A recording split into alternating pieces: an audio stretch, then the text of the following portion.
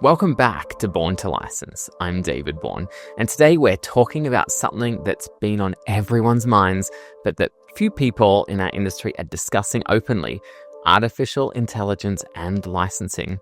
But before we dive in, I wanted to share something exciting. I recently was lucky enough to visit two incredible licensing experiences. The first was the only standalone SpongeBob restaurant in the world, and the second, an amazing Hello Kitty cafe. If you want to see what I'm talking about, check out my Instagram and follow Born to License on YouTube. Trust me, these experiences show when licensing can be at its absolute best. Now, onto AI. I'll be honest with you, AI is changing the world around us at a pace that's frankly a bit overwhelming. From how we search for information to how we create content, it's everywhere. And if you think licensing will be immune to this shift, I've got news for you. It won't be. The question isn't if AI will change our industry, it's how and when.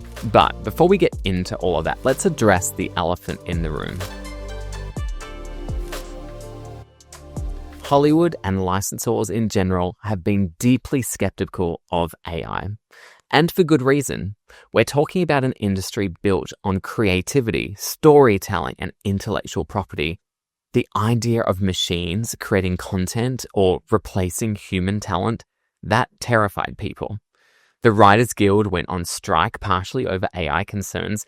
Actors worried about their likenesses being replicated, and licensors, well, they were worried about everything from AI-generated knockoffs to devaluation of their IP. But something shifted in 2025 towards the end of the year. Disney, yes, Disney, one of the most protective IP holders on the planet, signed a major deal with OpenAI.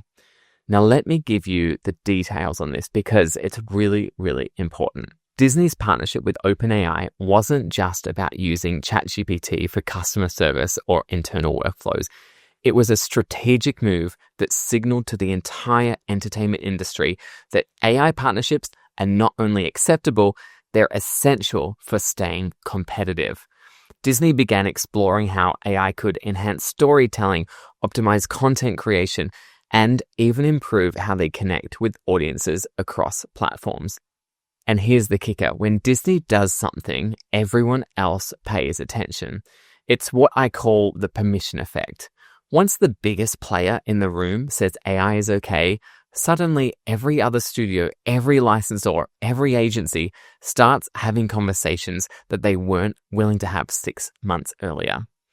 That deal essentially gave the entire entertainment industry permission to start negotiating their own AI partnerships.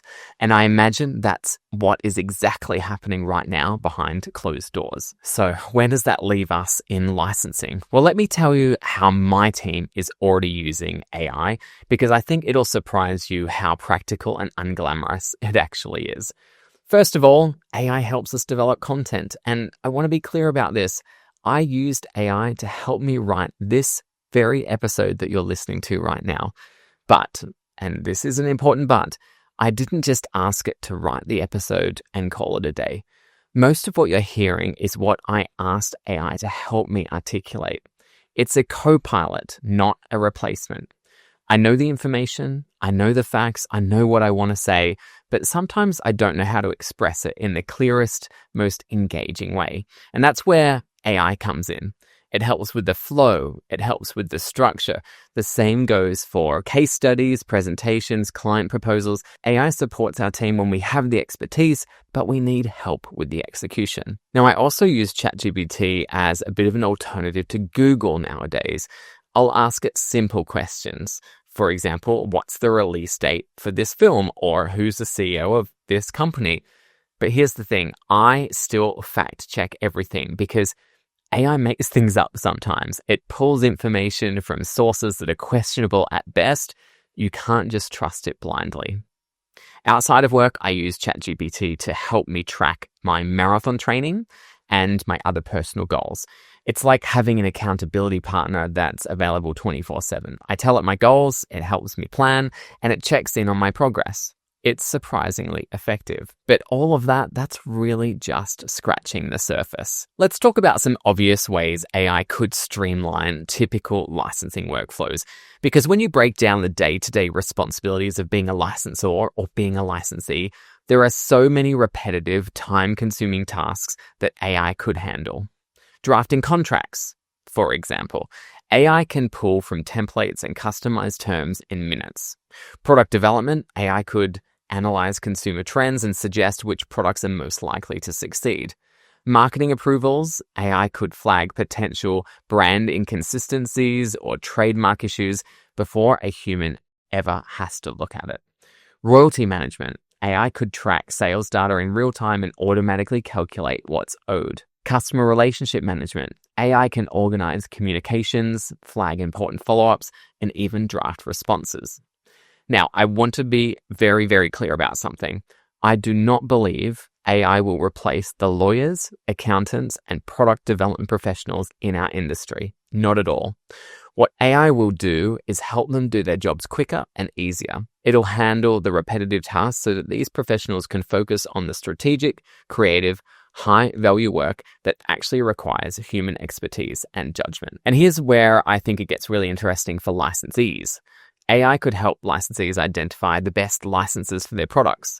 Imagine an AI tool that analyzes your product category, your target demographic, your retail partners, and then suggests which IP could be the perfect fit. Not only that, but it could tell you which licensors you're most likely to secure a relationship with based on your track record, your distribution channels, and their current portfolio gaps. It could even help licensees navigate the steps to engage, drafting their initial outreach email, preparing a pitch deck, anticipating objections. It's like having a licensing consultant available on demand. Now, again, I have to say, I don't believe any AI would match the level of strategic development and support that the Born to License team provides, for example, which, I have an amazing team that supports our clients. But for basic guidance and initial research, AI can definitely help bridge that gap. Now let's move on to the more bolder, more radical ways AI could change our industry, because this is where things start to get fascinating and maybe a little uncomfortable. First, let's talk about AI-generated content. It's everywhere. I know you're seeing it. YouTube, TikTok, Instagram. AI-created videos, characters, and stories are flooding the internet every single day. Most of it, let's be honest, is terrible. AI slop, low quality, soulless content churned out for clicks. But eventually, and I am betting within the next 24 months, one piece of AI-generated content at least is going to break through and capture the licensing world. It'll probably appeal to children, maybe on YouTube, the same way Cocomelon did. It'll rack up billions of views, and suddenly everyone will be scrambling to license it. Now, here's my hot take. I actually think the rise of AI content will benefit traditional IP in the long run, because as more and more AI slop gets created, people will crave high-quality content with IP they love and trust even more. The brands with legacy, with storytelling, with emotional connection, they'll become even more valuable because they'll stand out against the ocean of generic AI-generated noise. Before I continue, let's hear from one of the previous guests on the podcast who tends to know where the puck is going. There will be a structure where it will say in the contract that based on certain performance or feedback or insight or sales, the royalty rate will grow higher. The only reason that didn't happen until now is that we didn't have AI tools to track that. Now, that was Sharon Wiseman, and she's absolutely right. One of the most exciting applications of AI in licensing is dynamic royalty structures. Right now, licensing deals are pretty rigid. You negotiate a royalty rate, let's say 10, 14%, and that's it. Whether the product is a massive hit or a total flop, the rate stays the same. But what if it didn't have to be that way? AI could enable contracts where royalty rates adjust based on real-time performance. Let's say a licensee takes a risk on new IP. The initial royalty rate could be lower, let's say 6%, but the contract includes a clause that if sales exceed certain benchmarks, the rate increases to, say, 12%. Or vice versa, if a property is already proven, The rate starts high but adjusts down if performance drops. The reason this hasn't been possible until now, well, we didn't have AI tools to track performance in real time. A lot of what we do in licensing is still based on dusty CSV files and quarterly reports. But AI can change that. It can monitor sales, social sentiment, search trends, and consumer engagement minute by minute. That kind of data makes dynamic structures not just possible, but practical. All right, let's push this even further. What are some radical ways AI could be incorporated into the licensing business? Think about predictive IP scouting. AI could analyze social media trends, streaming data, consumer behavior to identify which emerging IPs have licensing potential before they even blow up. Imagine knowing about K-pop demon hunters or the next Baby Yoda 6 months before everyone else. That kind of foresight could completely change how licensees make their bets. Then there's automated product design. AI could generate hundreds of product concepts based on an IP, consumer preferences, and retail trends, then test them with virtual focus groups before a single prototype is even made. Instead of guessing what fans want, they'd have data-driven insights guiding every design direction. We're already seeing real-time brand protection emerge. AI is being used to scan online marketplaces for counterfeit goods, but imagine AI that could predict where and when counterfeits are likely to appear based on IP popularity and market patterns. You could stop infringement before it even happens. Another fascinating possibility is virtual licensing agents.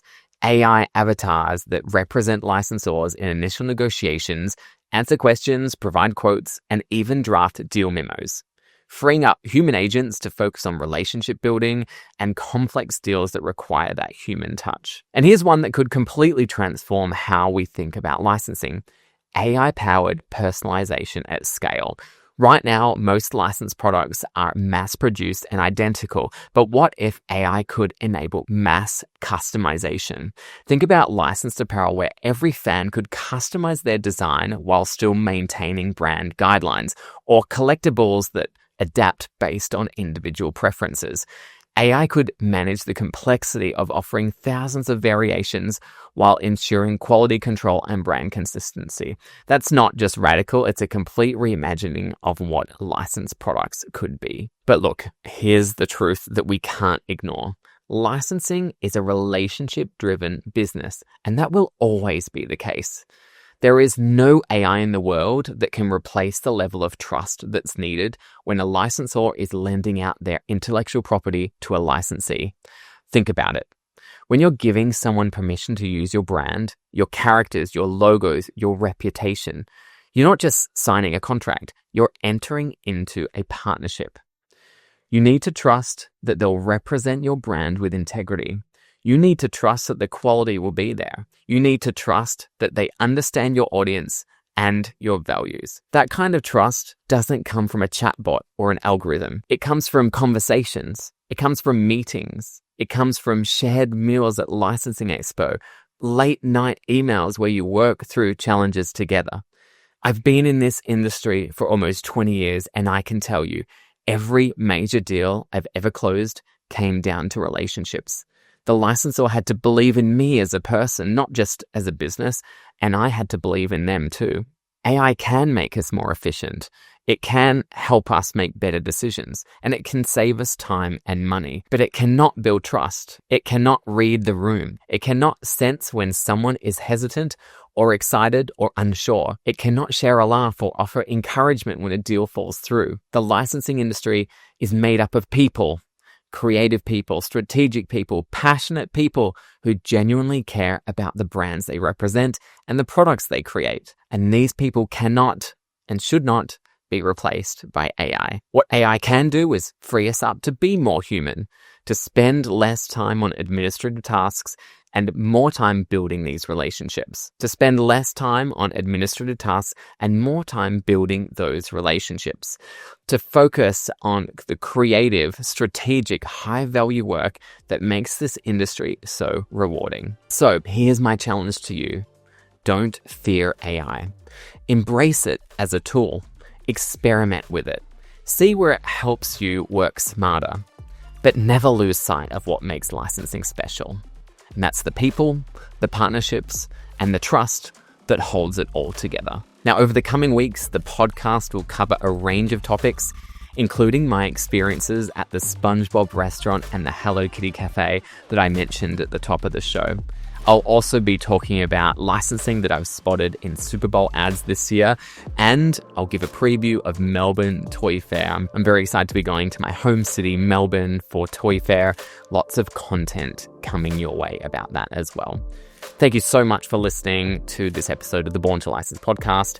If you found this valuable, please share it with someone in the industry who might appreciate it. Until next time, keep building those relationships, because in licensing, relationships are everything. Until next time, I'm David Bourne, and this has been Born to License.